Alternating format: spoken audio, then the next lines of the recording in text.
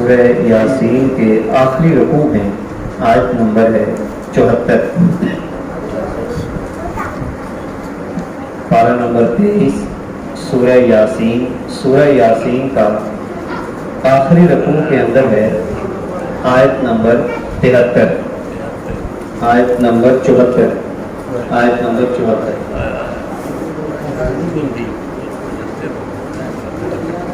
اعوذ باللہ من الشیطان الرجیم، بسم اللہ الرحمن الرحیم۔ واتخذوا من دون اللہ آلہۃ،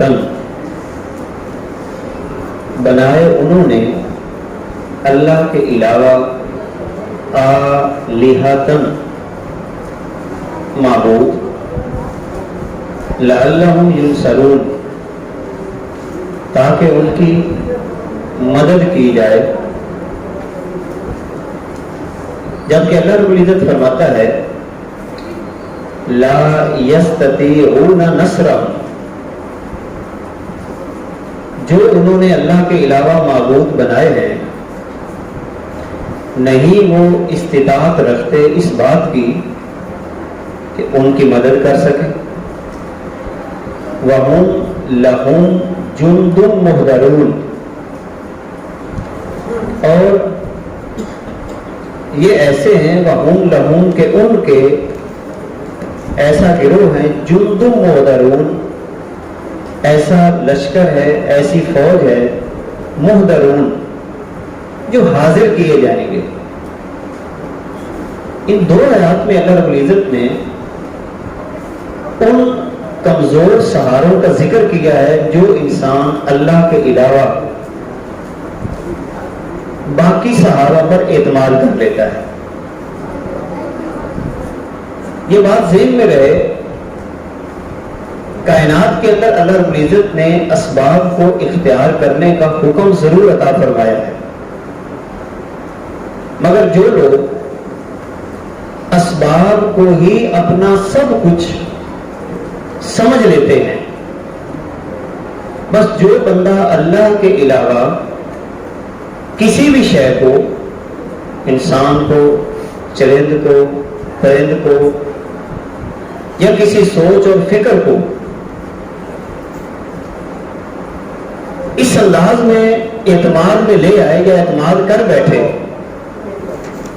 کہ وہ یہ سمجھتا ہے کہ بس یہی میرا سب کچھ ہے، اصل میں اسی کیفیت کو معبود ماننا کہتے ہیں، کیونکہ معبود الہ کو کہتے ہیں۔ اور اللہ رب العزت قرآن مقدس کے اندر فرماتا ہے قُلْ هُوَ اللَّهُ أَحَدٌ، فرما دیجئے کہ وہ اللہ یکتا ہے۔ اب یکتا ہونے کا مطلب صرف اور صرف یہی ہے کہ اس کی بادشاہت، اس کی جو ملکیت ہے، یا اللہ رب العزت کی جتنی صفات ہیں ان صفات میں اسی ذات کو ہی یکتا مانا جائے، اس کے مقابلے میں یا اس کے برابر کسی بھی ذات کو نہ ٹھہرایا جائے، ورنہ شرک ہو جائے گا۔ اچھا، ہمارے ہاں بہت ساری چیزیں حقیقت میں وہ شرک بعض دفعہ نہیں ہوتی، مگر ہم اپنے نظریے کے مطابق اس کو شرک بنا رہے ہوتے ہیں۔ یہاں پر بھی افراط و تفرید کے پہلو ہمارے ہاں باقاعدہ پائے جاتے ہیں۔ خدا کی ذات کو کے مقابلے میں کسی کو شریک بنانے کا مطلب یہ ہوتا ہے کہ جو کام خدا کرتا ہے وہی کام اپنے لیے مان لینا، یا اللہ کے علاوہ کسی کے لیے مان لینا، اس عمل کا نام ہے شرک۔ اگر ایک بندہ کسی سبب پہ بھروسہ کرتا ہے، مثال کے طور پہ وہ یہ بات بھی سمجھتا ہے کہ جب میں پانی پیوں گا تو میری پیاس بجھے گی، کہ پانی پیاس کو بجھاتا ہے، مگر حقیقت میں اس کے ذہن میں یہ ہے کہ پانی کے اندر پیاس بجھانے کی طاقت وہ اللہ نے پیدا کی ہے۔ اب یہ بندہ مشرک نہیں ہوگا، لیکن اگر یہ سمجھتا ہے کہ بس پانی ہی پیاس بجھاتا ہے، اب گویا کہ اس نے کیا کر دیا، اللہ کے علاوہ کسی اور شے کو معبود مان لیا۔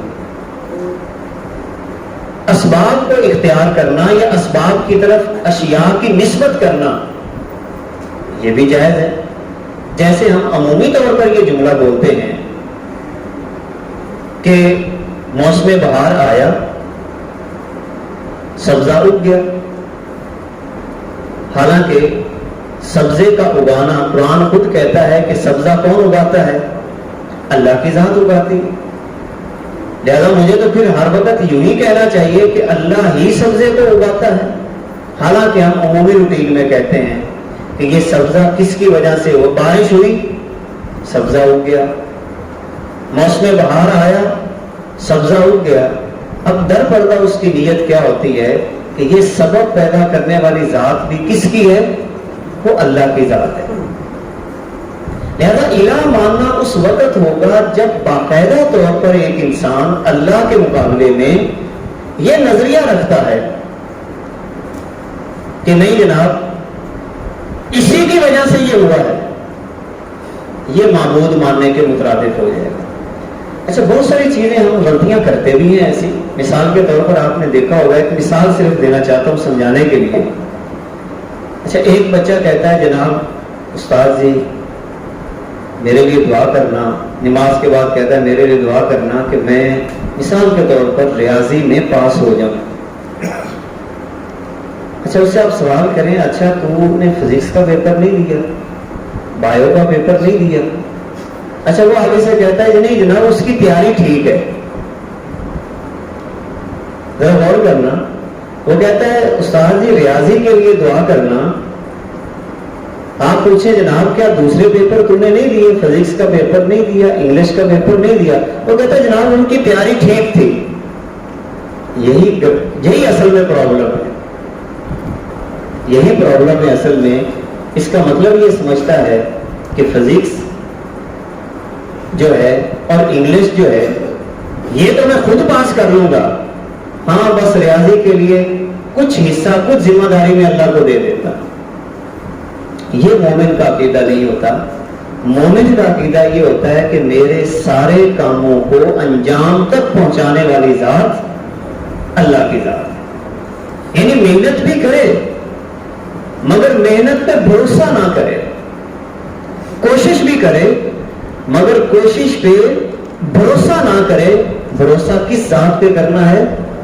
اللہ کی ذات پہ کرنا ہے۔ اسی عقیدے کو عقیدہ توحید کہا جاتا ہے، اور اسی عقیدے کو اصل جو اللہ رب العزت چاہتا ہے کہ میرا بندہ ہر کام میں مجھے یکتا مانے۔ اللہ اسباب کے علاوہ بھی تو چیزیں کر سکتا ہے، وہ چاہے تو اسباب کے بغیر بھی چیزوں کو پیدا کر دے۔ اب اس مقام پر اللہ رب العزت فرماتا ہے کہ اللہ کے علاوہ جن کو یہ معبود بناتے ہیں یہ ایسی فوج ہے جو پکڑے جائیں گے۔ فلا يحزنك قولهم، اے محبوب اگر یہ ایسی بات کرتے ہیں تو ان کی بات آپ کو غمگین نہ کرے، غمگین نہ کرے۔ انا نعلم ما یسرون، بے شک ہم جانتے ہیں جو یہ چھپاتے ہیں، وما یعلنون، اور جو یہ اعلان کرتے ہیں۔ کہنے کا مطلب یہ ہے وہی بات جو میں نے آج جمعے کے موقع پہ بھی کی ہے کہ جب آپ اللہ کی رضا کے لیے آگے بڑھ رہے ہیں تو کسی کی بات، کیونکہ حضور کو یہی بات کی جا رہی ہے فلا يحزنك قولهم، اے محبوب ان کی بات آپ کو غم میں نہ ڈالے۔ اب غم حزن کسے کہتے ہیں؟ بات کو دل پہ لے لینا۔ یہ وہ منزل ہے جس کی طرف میں بار بار اشارہ کر رہا ہوں۔ اللہ چاہتا ہے کہ میرا بندہ اس منزل کو کراس کر دے۔ جس دن آپ نے یہ بات سمجھ لی نا، اور آپ کے طبیعت میں کہ آپ کے خلاف جو مرضی کوئی بندہ کہہ رہا ہے آپ بات دل پہ نہیں لے رہے، آپ کی توجہ اللہ کی طرف ہے، آپ مسکرا رہے ہیں، اور آپ کی طبیعت پہ اتنا سا بھی بوجھ نہیں بن رہا، تو یقین جانیں پھر آپ کو اللہ رب العزت نے وہ مقام عطا کر دیا ہے جس کو مقام ایمان کہا جاتا ہے۔ اور اللہ سے یہ کیفیت مانگا کریں۔ اللہ نے بار بار چونکہ اس چیز کا تذکرہ قرآن مقدس میں کیا ہے، بات دل پہ لینا چھوڑ دیں، کبھی دل پہ نہ لیں۔ کیوں؟ یہاں پر قرآن کی ایک اور آیت ہمارے لیے بہت بڑی مضبوطی کا باعث ہے۔ اللہ رب العزت فرماتا ہے علیکم انفسکم لا یضرکم من ضل اذا اهتدیتم، علیکم انفسکم لا یضر، کہ تمہیں کوئی نقصان نہیں پہنچا سکتا کسی بھی قسم کا اگر تم ہدایت پر ہو۔ سیدھا سا فارمولہ اللہ نے دے دیا کہ اگر تو ہدایت پر ہے اور ہدایت کے راستے پہ چلا ہوا ہے تو دنیا جہان کا کوئی گمراہ شخص تمہیں ہدایت کے راستے سے ہٹا نہیں سکتا۔ مگر شرط کیا ہے؟ علیکم انفسکم، اپنا آپ تم نے سوچنا ہے، اپنے بارے میں سوچنا ہے، خوف اور غم سے اپنی طبیعت کو آزاد بنانا ہے، تو انشاءاللہ العزیز اللہ رب العزت آپ کو دل کی قوت اور دل کا اطمینان نصیب کر دے گا۔ اور پھر آپ غور کیجئے گا کہ جو نتیجہ آپ چاہ رہے ہیں اللہ آپ کے لیے وہ نتیجے بھی پیدا کر دے گا۔ حضور علیہ الصلوۃ والسلام جب مکے کی زندگی میں تھے، آپ کے دل میں کیا کیا تھا؟ آپ چاہتے ہی تھے نا کہ مکہ والے مسلمان ہو جائیں، یہاں پر اسلام کا بول بالا ہو جائے، چاہتے تھے نا۔ مگر ظاہری طور پر دیکھیں حالات خلاف، 10 سال محنت کی، 70 مسلمان ہوئے، پھر حضور علیہ الصلوۃ والسلام وہاں سے تکلیف دی گئی، ہجرت کر کے چلے گئے، 10 سال کے بعد پھر واپس آتے ہیں اور اللہ رب العزت فتح اور کامیابی عطا فرما دیتا ہے۔ اس کا مطلب ہے انسان جو چاہتا ہے نتیجہ نکلے گا، نتیجہ نکلے گا، مگر شرط یہ ہے کہ کچھ آپ کو گزرنا پڑے گا آزمائش کی بھٹی سے، بس اس سے گزر جائیں، اللہ آپ کو فتح اور کامیابی عطا فرمائے گا۔ اس کے بعد ایک اور بات کی طرف اشارہ کیا جا رہا ہے۔ ایک شخص حضور علیہ الصلوۃ والسلام کی بارگاہ میں آیا، مشرک تھا، قبرستان سے ایک بھربھری ہڈی لے کر نبی رحمت صلی اللہ علیہ وسلم کی مجلس میں حاضر ہو گیا۔ آپ کے سامنے آیا اور کہنے لگا، ہڈی ایسے توڑی اور اس کی راکھ بکھر گئی، اور آ کے بڑے متکبرانہ انداز کے ساتھ کہتا ہے کہ کون ان ہڈیوں کو زندہ کرے گا؟ اے محمد، تو یہ کہتا ہے کہ ہڈیاں دوبارہ بنیں گی، زندہ ہوگا، سارا کچھ دوبارہ حساب کتاب بھی ہوگا، تو کون ان ہڈیوں کو زندہ کرے گا؟ اللہ رب العزت نے اس مقام پر پھر آیات اتاری اور کیا فرمایا؟ آوا لم یرل انسان، کیا انسان اس بات پہ غور نہیں کرتا؟ انا خلقناہ من نطفہ، کہ ہم نے اس کو ایک بوند سے پیدا کیا، پانی کا ایک قطرہ، ایک قطرے سے انسان کی زندگی کا آغاز ہوتا ہے۔ پانی تھا، پانی کو کس نے بنایا لوتھڑا؟ اللہ نے۔ چھوٹا سا پانی کا قطرہ آج 6 فٹ کا ہے، 7 فٹ کا ہے، یہ کیسے ہو گیا؟ اولم یرل انسان، کیا انسان اس بات پہ غور نہیں کرتا؟ فَإِذَا هُوَ خَصِيمٌ مُبِينٌ، کیا انسان اس بات پہ غور نہیں کرتا کہ پانی کی ایک بوند سے ہم نے اسے بنایا ہے، اب یہ جھگڑالو بنا پھرتا؟ سادہ لفظوں میں اللہ یہ فرما رہا ہے، اوقات میں رہے، اوقات میں رہے، پانی کا ایک قطرہ تھا، تجھے اگر طاقت دی ہے تو طاقت لے بھی سکتا ہوں، زبان دی ہے تو زبان بند بھی کر سکتا ہوں، ہمت دی ہے تو ہمت ختم بھی کر سکتا ہوں. جھگڑالو بنا پھرتا ہے اور خدا کی ذات پہ باتیں کرتا ہے. فَإِذَا هُوَ خَصِيمٌ مُبِينٌ, کھلا جھگڑالو بنا پھرتا ہے. وَضَرَبَ لَنَا مَثَلًا, یہ اللہ کی وہ کہتے ہیں نا غیرت. وَضَرَبَ لَنَا مَثَلًا, پانی کا ایک قطرہ جھگڑے کرتا ہے اور مثالیں ہمارے لیے بیان کرتا ہے. میں کیسے زندہ کروں گا؟ مجھے پانی کے قطرے سے اگر بنا لیا ہے, 6 فٹ کا بن گیا, تیرا سارا میٹیریل خاکہ تو کائنات میں موجود ہے.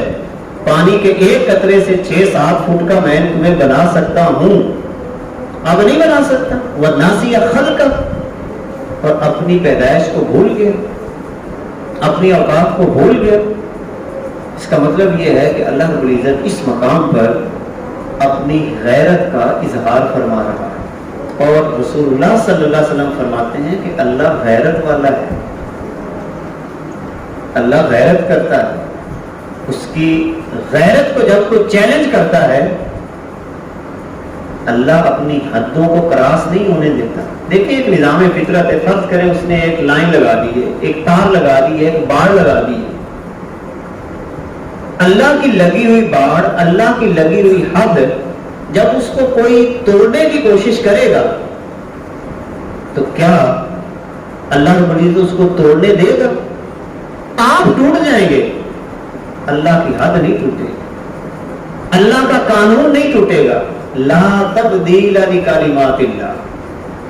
جتنا مرضی انسان تل لگا لے کائنات کے فطری نظام سے ٹکر لینے کی, کبھی بھی اللہ کے فطری نظام کو نہیں توڑ سکتا. کامیاب وہی لوگ ہوتے ہیں جو اللہ کے فطری نظام کو قبول کر کے اسی کے مطابق اپنی طبیعت کو ڈھال لیتے ہیں. اور جو لوگ خدا کے فطری نظام کے مطابق اپنی طبیعت کو نہیں ڈھالتے, وہ فطرت کو توڑنے کی کوشش کرتے ہیں. نہیں میں یہ کر لوں گا, اللہ نے ایسا کیوں کیا؟ کہ اللہ کے فطری نظام کو سمجھے, اسی کے مطابق ڈھال لیں, اللہ آپ کے لیے راستے پیدا کرے گا. حضور علیہ الصلوۃ والسلام نے جواب دیا, قال من یحیی العظام وہی رمیم, وہی زندہ کرے گا ہڈیوں کو جب وہ کھوکھلی ہو گئی, ان کو وہی زندہ کرے گا جس نے پانی کے قطرے سے انسان کی تخلیق کی. قل, محبوب فرما دیں, یحیی الذی انشأها اول مرہ,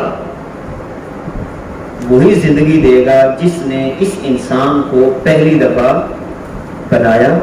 وَهُوَ بِكُلِّ خَلْقٍ عَلِيمٌ, اور وہ اپنی مخلوق کے بارے میں کلی خلق, لفظ کل عمومیت کے لیے استعمال ہوتا ہے. کلو انسان ان اللہ علی کل شیء قدیر, کلی خلق یعنی جتنی مخلوقات ہیں. اب دیکھیں انسان نے اس کو کیلکولیٹ کرنے کی کوشش کی ہے کہ اس کائنات میں کتنی مخلوقات ہیں. کسی نے کہا 18,000 عالم ہیں, مخلوق نہیں عالم, اور ہر عالم میں کتنی مخلوقات ہیں یہ انسان اتنا بھی اندازہ نہیں لگا سکتا. کسی نے کہا کہ 40,000 عالم ہیں اس کائنات میں, عالم نہیں عالم جہان. کسی نے کہا کہ اس کائنات میں 80,000 عالم ہیں اور ہر عالم کی پتہ نہیں بے شمار مخلوقات ہیں. اللہ فرماتا ہے وَهُوَ بِكُلِّ خَلْقٍ عَلِيمٌ, وہ سب کے بارے میں جانتا ہے, سب کے بارے میں جانتا ہے. تو جو سب کے بارے میں جانتا ہے میرے بارے میں نہیں جانتا؟ کیا میری ہسٹری کو نہیں جانتا, میرے مزاج کو نہیں جانتا, میرے اندر کو نہیں جانتا؟ وہ ہر انسان کے اندر کو بھی جانتا ہے, باہر کو بھی جانتا ہے. اِنَّا نَعْلَمُ مَا يُسِرُّونَ وَمَا يُعْلِنُونَ, جو یہ چھپاتے ہیں جو یہ ظاہر کرتے ہیں سب جانتا ہے اللہ. مومن کون, منافق کون, کافر کون, سب جانتا ہے اللہ. وَهُوَ بِكُلِّ خَلْقٍ علیم. اب علیم ذات کون سی ہے, اس کا تعارف انشاءاللہ العزیز اگلے جمعہ مبارک کو کریں گے. اللہ رب العزت ہماری حاضری کو اپنی بارگاہ میں قبول فرمائے. صلوات اللہ تعالی علی حبیبہ اعلی محمد و آلہ و اصحابہ اجمعین برحمتک یا